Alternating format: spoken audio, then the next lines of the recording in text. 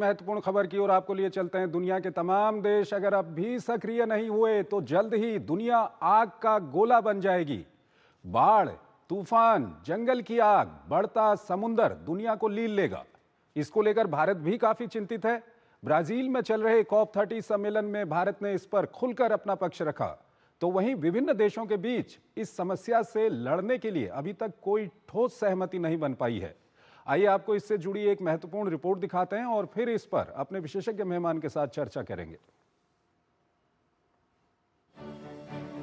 जलवायु परिवर्तन से निपटने के लिए अगर देशों में आम सहमति नहीं बनी तो जल्द ही दुनिया जल उठेगी। इस कारण बाढ़, सूखा, चक्रवात, जलते जंगल और समुद्र के बढ़ते जल स्तर जैसी गंभीर चुनौतियों को पहले से ही झेल रही दुनिया की मुश्किलें और बढ़ जाएंगी। इसी कारण ब्राजील के बेलेम शहर में जारी COP30 पर्यावरण सम्मेलन में पूरी दुनिया से आए प्रतिनिधि इन समस्याओं के समाधान पर विचार में जुटे हुए हैं। कई अहम मुद्दों के अलावा 4 मुख्य मुद्दों पर चर्चा चल रही है। इनमें राष्ट्रीय स्तर पर निर्धारित योगदान, द्विवार्षिक पारदर्शिता रिपोर्ट, विकसित देशों के वित्तीय प्रावधान और एक तरफा व्यापार प्रतिबंधात्मक उपाय शामिल हैं। हालांकि सम्मेलन में बेलेम हेल्थ एक्शन प्लान पर सहमति बन गई है।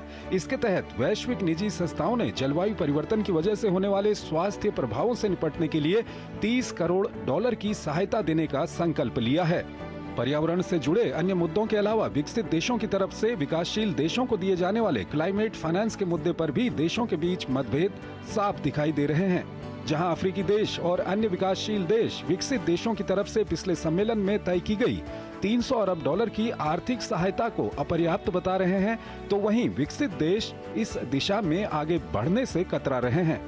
भारत ने भी इस मामले पर अपने पक्ष को मजबूती से रखा है। भारत की तरफ से सम्मेलन में शामिल हो रहे केंद्रीय पर्यावरण मंत्री भूपेंद्र यादव ने COP30 में तय किए जाने वाले बिंदुओं का कार्यान्वयन करने का आह्वान किया है।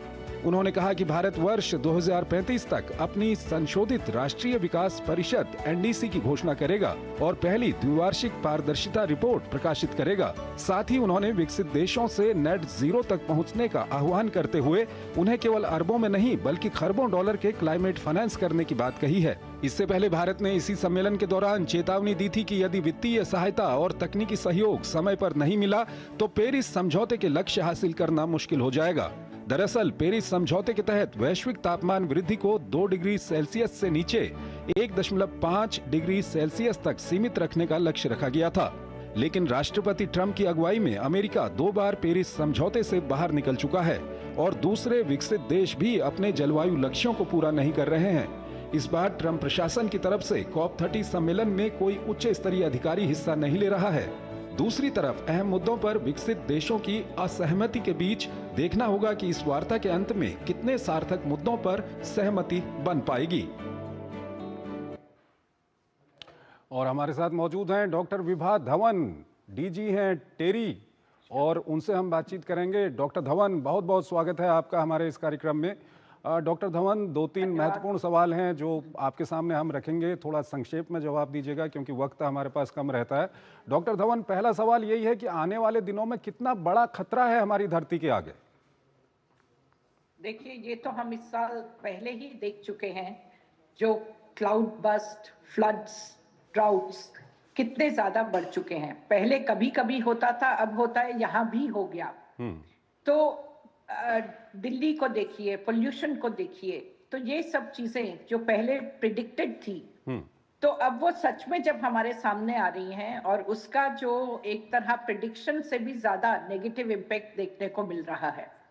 और हमको एक चीज और देखनी है, क्योंकि खाना जो हमारे हर सिटीजन को चाहिए, पूरे प्लैनेट को चाहिए, उसके ऊपर भी क्लाइमेट चेंज का इम्पैक्ट होने वाला है। इसी साल देखिए कितने फ्लड्स के मारे हमारे कितने सारे एरिया से फूड प्रोडक्शन इम्पैक्ट हुई है। तो हम लोग एफोर्ड भी नहीं कर पाते हैं कि जो सच में हमारे साथ हो रहा है कि ये क्या करेंगे। और अनफॉर्चुनेटली, जबकि हम कह रहे हैं जलवायु परिवर्तन का इम्पैक्ट सारे पूरे विश्व पे होने वाला है, अनफॉर्चुनेटली ये जो देश ऑलरेडी जूझ रहे हैं अभी इन समस्याओं से, चाहे वो जलवायु हो, चाहे वो टेम्परेचर हो, प्रेसिपिटेशन हो, उनके ऊपर ये इम्पैक्ट और भी ज्यादा नेगेटिव होने वाला है। मैडम, अब दूसरा सवाल। जी। और जैसा कि हम कह रहे हैं कि अभी तक हमारा पर कैपिटा एनर्जी कंजम्पशन बहुत कम है और हम लोग सस्टेनेबिलिटी की तरफ भी हैं, लेकिन हमारे ऊपर और देशों के करने के कारण इम्पैक्ट बहुत ज्यादा है। हमारी करनी नहीं है लेकिन भरनी है। ठीक है, अभी COP30 की बैठक चल रही है ब्राजील में। वहां पर भारत की ओर से कहा गया है कि जो भी फैसले होते हैं इस तरह के मंचों पे, सबसे महत्वपूर्ण यह है कि उसको इम्प्लीमेंट किया जाए। ये भारत ने वहां पर बहुत महत्वपूर्ण बात कही है। अब COP30 की बैठक चल रही है, इसके पहले की हम बैठकों की बात करें, चाहे पेरिस की बात करें या दूसरी बैठकों की बात करें, वहां पे जो फैसले लिए गए हैं वो भी अभी तक इम्प्लीमेंट नहीं हुए हैं। क्या कुछ कहेंगे आप?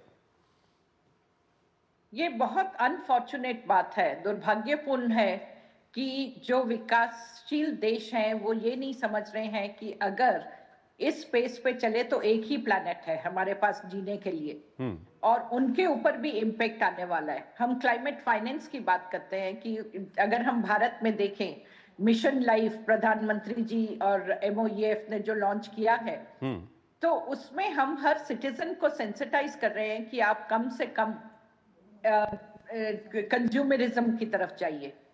हम लोग सस्टेनेबिलिटी अगर कहिए तो हर हिंदुस्तानी के रक्त में भरी है कि हमको कुछ भी वेस्ट नहीं करना है। तो हम लोग तो ऑलरेडी उस दिशा में ठीक हैं, लेकिन एक दूसरी चीज जो हमें देखनी है कि हम भी विकास की तरफ बढ़ रहे हैं, बहुत तेजी से बढ़ रहे हैं और सरकार के कदम जो हैं, जो ऐसे हम रिन्यूएबल एनर्जी की तरफ कहते हैं और जो योजनाएं हैं वो सारी ग्रीनिंग की तरफ हैं, सस्टेनेबिलिटी की तरफ हैं। मैम, तो अंतिम सवाल, सोचती हूँ कि भारत अंतिम सवाल ये है कि ये जो डेवलप्ड कंट्रीज और डेवलपिंग कंट्रीज के बीच में रिफ्ट है, ये कितना असर डाल रही है इस पर?